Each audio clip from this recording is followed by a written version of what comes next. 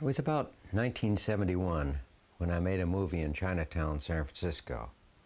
The subject of the movie was a 9,000-pound jade boulder we pulled out of Jade Cove. We called the movie The Touchstone. The story of this jade and what went on around it became the subject of my book, Jade Beneath the Sea. It took four of us, Sonny Phillips, Gary Carmignani, Jim Norton, and Don Waber, 8 months to bring this large nodule of nephrite jade, christened the Nephripod, out of the sea. At the time, I did not know what this seemingly endless struggle with the Nephripod was really about. What for my major partner Jim was a once-in-a-lifetime adventure, for me became a gift of self, a breaking away from a present life, and a step into a future that would connect me with jade in deeper ways than I could ever imagine. Somewhere along the line, I said to Jim, "If we ever get this damn thing out of the sea, let's bring it through Chinatown. I bet it will cause a sensation." Jim didn't think much of the idea. He thought people there wouldn't react at all. Jim said, "Chinese are reserved and too sophisticated to show any emotions about it." I replied, "But Jim, it's jade. Besides, I want to do it anyway." So we did. As we dedicated life and limb to our undersea task and the months dragged on down the coast without much apparent progress, curious people would somehow always get around to the rather annoying questions of, "What are you doing this for?" and "What will the jade be worth?" This money talk about jade wasn't the point. Jade's value is not how much money you can get for it. Its value is what the jade gives to you. We weren't just getting a jade boulder out of the sea. Ours was a quest for meaning and truth, to do something we would be proud of. Feelings about our jade and what it had come to mean to us were hard to put into words. Tired of evading endless questions about monetary value, we asked our more down-to-earth partner Jim about the money thing.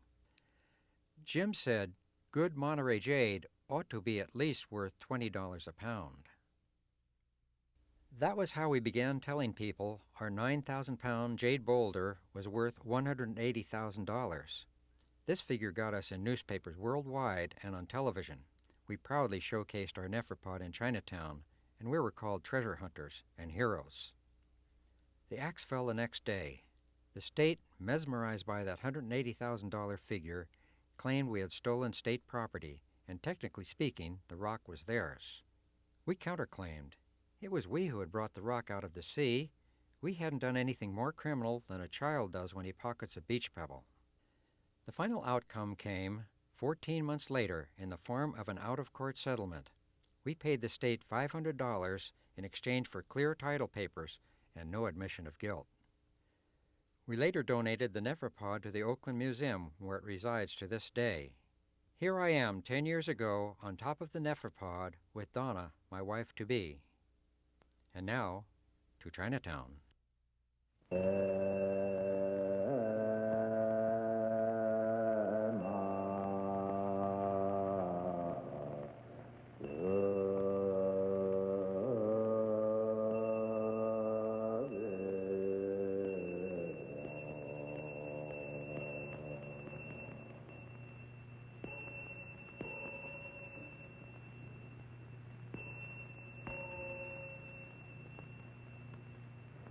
It's still a hard question to answer, and there probably is no way that you can describe to a person in words that look and that feel, and a person just has to pick up enough stones and look at the color, look for the texture, look for the way the fracture lines are in the jade, and well, we've been diving for it for so long. I've been diving for 15 years for jade, and I just know it is by the feel and the look of it, and can see into it underwater. It was almost a landmark down there. We've known where it was, and just never really thought of looking at it seriously because we knew it was too big for us to ever lift.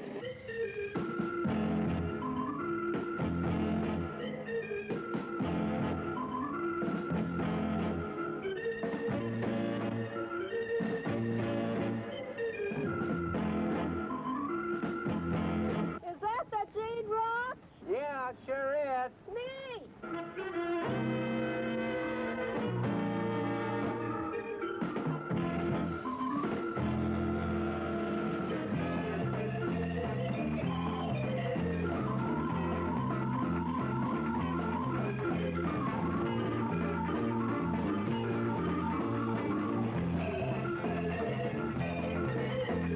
呢嚿肉咧特別個色水又好又靚。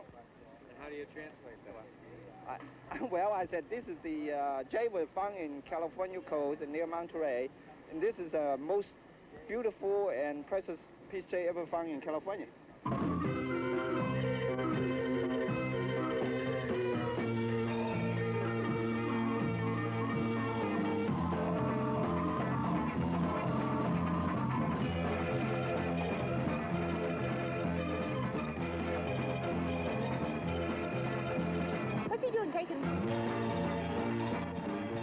You know, to be a ball would be to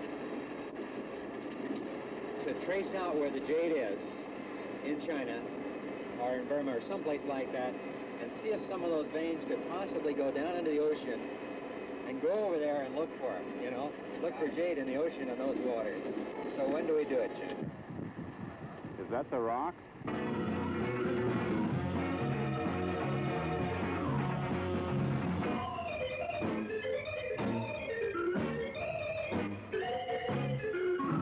The senses of touch are very primitive, and it's something we can tune into very easily, and we miss it in our sculpture, in our painting, in our museums. There aren't enough things that people appreciate aesthetically through the sense of touch. This is something that this rock has. It's not only beautiful to see, but it also has a beautiful feel to it. Well, you know, it's funny because I've had this feeling all day that this rock is alive. And it's an ancient, eternal thing, and it's aware of us as little transient consciousnesses running around it, and we're picking it up, and we're carrying it around, and it's just sitting there on the trailer, and everybody's rubbing it and feeling it. All these little things are just a wink in the eye of time. And the rock, the feeling of this is so basic. It's a meaningful experience, maybe causing you to think about your beginnings, thoughts that we in this plastic world of ours get away from so easily. You know, early man used jade for their tools and weapons. It's hard and very tough, but it holds an edge, and you can hammer with it, and it doesn't break like agate. Mr. Ng, this is, you come out, you feel it. See how smooth and the texture. You can feel it. That was at least 10,000 years old. 10,000 years old. This jade. Yeah, I can feel it. Yeah. I can feel the texture. Yeah, 10 billion. All right, correction. Now, the reason is because I'm a jade collector myself. I had a piece of carrying with me all the time. Well, you know, there's a girl up in my office. She's Chinese, and she came from Hong Kong just a year ago. And she tells me that she thinks there's going to be a piece about this big in the center. It's going to be real, genuine jade that will be worth thousands and thousands of dollars. Do you think she's right? The Chinese jade dealer came out, and he said, I want to test it. I want to test it. I said, okay. He says, I've got a tester in my office. And got out the scissors, and he put the scissors on the jade, and as hard as he could, he ran the scissors across them. The jade is harder than metal, so that, in other words, if the jade scratches, it's not solid jade, you know. So that here where it skims over the surface, you've got a real hard jade that's harder than the hardness of the metal. And he's using a real fine grade of steel, you know, to try and get a scratch on it. No spearmint. What do you estimate the weight of it to be? It's 9,000 pounds. Incredible. So that's what, about 20 bucks a pound? Yeah, about $20 a pound. Oh, my goodness gracious. I want a picture with me near that, because I'll never be near $180,000 again in my whole life. How horrible.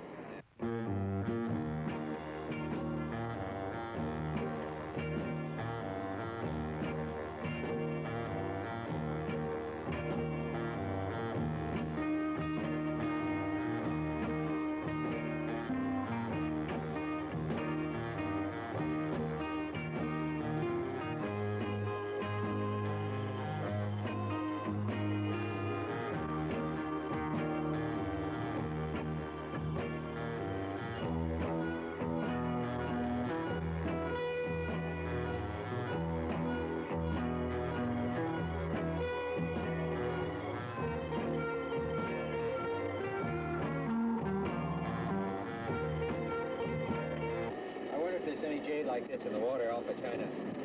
Did you find this? I'm one of the fellows that dove. We were looking for jade. We were skin divers, scuba divers. Typical of the whole day was good news from people. It was like a huge celebration. People had read the story. They figured us, I guess, as adventurers. She had her hand on the rock, and she said, honey, I'm never going to forget this rock. And she kept saying it. She had about 3 or 4 times, and I'm never going to forget this rock. Never going to forget this rock.